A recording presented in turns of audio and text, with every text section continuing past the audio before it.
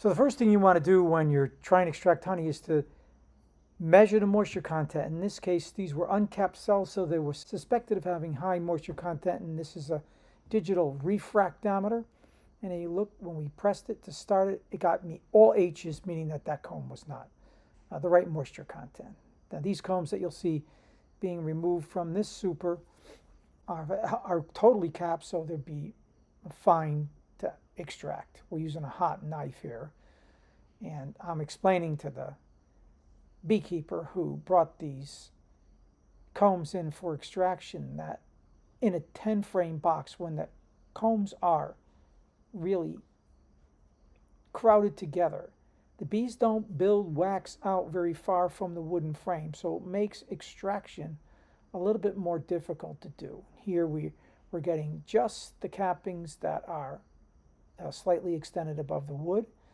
I'm going to flip this frame over afterward and do the other side, but now we have to get the remainder caps that are below the wooden surface. So we're using this little roller. It has little teeth in it, little points, and it'll break open the cap and allow us to extract the honey on the entire frame.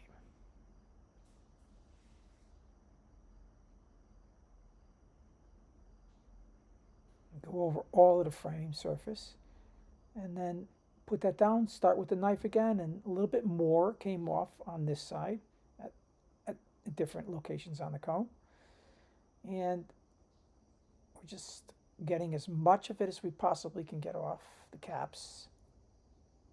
And that honey that you see dripping down is going to a holding tank, which will then allow the honey that's on that comb to drip into the bottom tank, and we can take that out later on also and recover that honey there. So again, here's that sort of roller. I'm making sure all the caps are scratched, as we say, in some way, so that once we put it in the extractor, we'll be able to take all the honey out of that frame.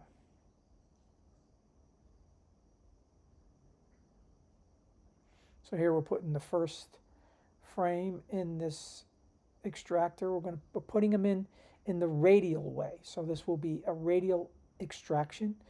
That extractor has a capacity for 6 combs.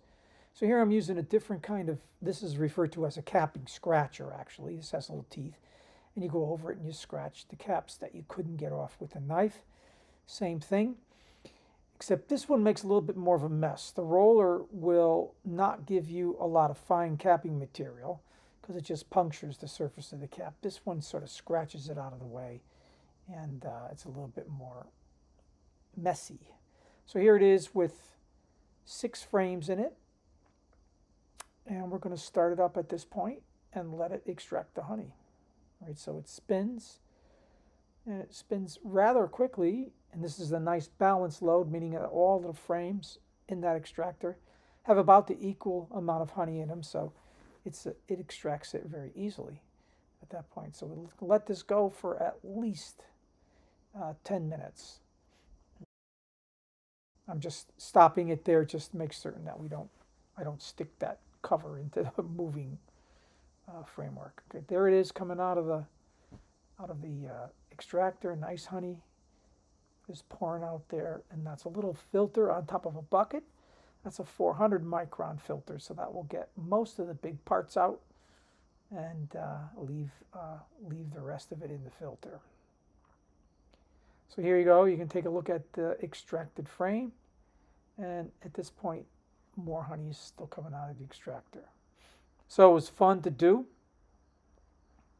Put some protection on the floor to keep the honey from spilling all over, and we had a great time extracting comb.